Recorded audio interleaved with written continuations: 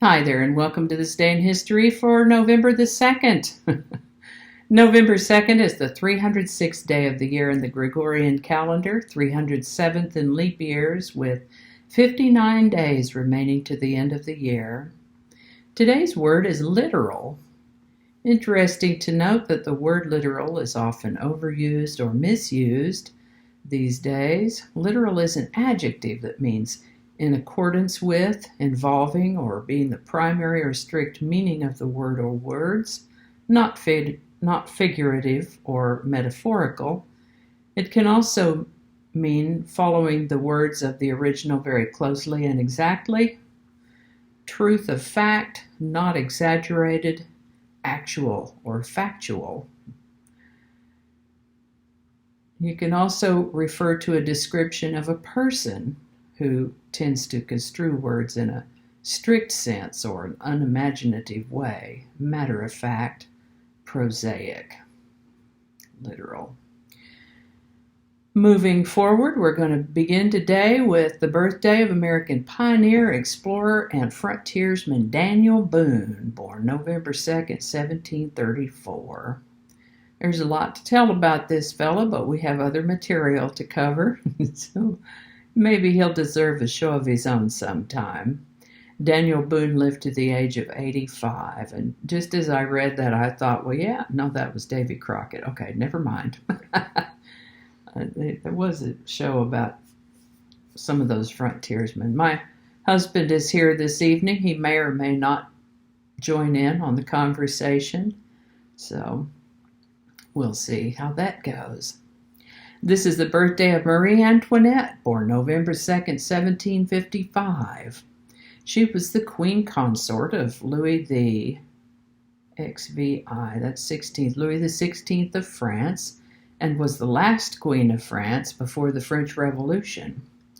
She lived to the age of 37 when the monarchy was abolished and she and Louis were beheaded. This is the birthday of James K. Polk, born November I wanted to say 22nd, but it is the 2nd, not the 22nd. All right, this is the birthday of James K. Polk, born November 2nd, 1795. He was the 11th President of the United States and lived to the age of 53. Also the birthday of Warren G. Harding, born November 2nd, 1865. He was the 29th President of the United States and lived to the age of 53. On November 2nd, 1868, New Zealand officially adopted a standard time to be observed nationally. Interesting that this happens so close to our own time change. North Dakota and South Dakota were admitted as the 39th and 40th U.S. states on November 2nd, 1889. This is the birthday of actor Burt Lancaster, born November 2nd, 1913. He played in dozens of movies and television shows just about right up to the end. He lived to the age of 80. The British Broadcasting Corporation initiated the BBC television service on November 2nd, 1936. Hard to feature television, been around that long. This was the world's first regular high-definition service, renamed BBC One in 1964. The channel still runs to this day.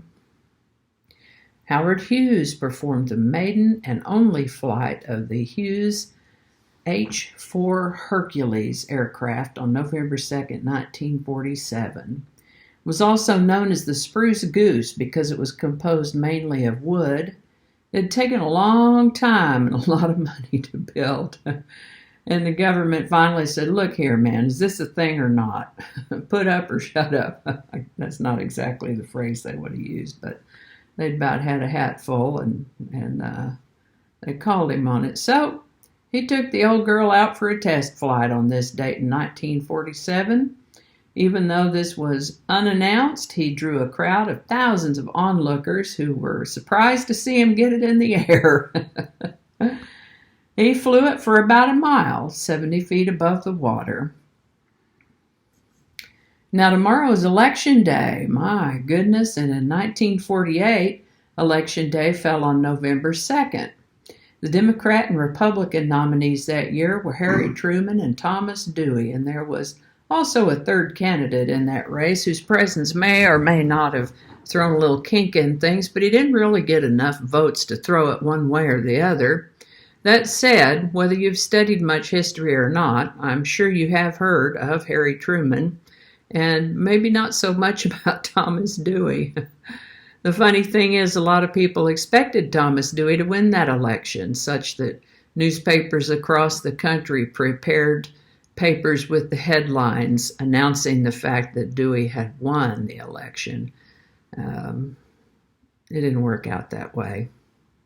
From the don't count your chickens before they hatch and the don't declare your victory until the votes are counted, it turns out that Harry Truman won that presidential race. I'm sure we'll hear more about that tomorrow, though. And that was the greatest turnover ever in American history up until 2016, when there was another turnover that eclipsed it. Yeah. Interesting times. Now, I'm sure you've heard of and maybe followed television game shows. Back in the 1950s, there was a game show on TV called 21, where the contestants would sit in soundproof booths and answer general knowledge questions until they got 21 points. Of course, people who were intelligent and well-read had a tendency to do fairly well on this kind of show, maybe better than most, but it turns out they were also coached on the questions and answers and how to behave, almost more like actors than regular people who happen to be good at answering questions. Well, on November 2nd, 1959, 21 game show contestant Charles Van Doren admitted to a congressional committee that he had been given questions and answers in advance. They call that, what do they call that? The game show scandal? 21, it was quite a scandal. On November 2nd, 1960, the publisher Penguin Books was found not guilty of obscenity in the trial R versus Penguin Books Limited over the Lady Chatterley's Lover case. Now, I haven't read that book, but I hear it's pretty spicy, and it must have been if they were charged with obscenity for publishing it. This is the birthday of Canadian singer and songwriter K.D. Lang, born November 2nd, 1961. She turns 59 in 2020. On November 2nd, 1983, President Ronald Reagan signed a bill creating Martin Luther King Jr. Day, a federal holiday to be observed on the third Monday of January. The first Internet distributed computer worm to gain much media attention was launched from MIT on November 2nd, 1988. I was actually a little surprised to hear that it was so long ago, 1988. It could happen, yeah. And on November 2nd, 2016, after 108 years of being bridesmaids, the Chicago Cubs defeated the Cleveland Indians in the World Series. What a series that was. Wow. All righty, well, that's all I've got for you today. Hope you learned something you didn't know before. I know I sure did. I always do. As always, links to my research are included in the show notes, and I'll be sure to add the link for my This Day in History playlist in the show notes, and also, I think one of these corners. And remember also that we have an election on Tuesday. Yeah. And it doesn't matter at all who wins that election. It still will not be nearly the turnover that the 2016 election was. Yeah. That is a once-in-a-lifetime level event. Yeah. That was quite something. It sure was. Yeah. Yeah. That World Series might have been a little overshadowed. Yeah. Could have been. Yep. Alrighty, let's see what else. Oh yeah, thanks for watching. Give it a like if you enjoyed this. Consider subscribing if you haven't already. Feel free to share this video with others. I'm in a little bit different location than I usually record, and I don't know if it's the internet connection or what exactly, but I was unable to get the stream up. Could also have something to do with people getting ready for live streams tomorrow. I don't know. So I'm recording this. I'll get it uploaded. It should be up sometime Tuesday. No, Tuesday, Monday. I've been mixed up about what day it is for a few days. Monday is when it's going up. After midnight, it's about 20 till right now. That's more than you needed or wanted to know, but there you go. Thanks again, and I'll see you next time.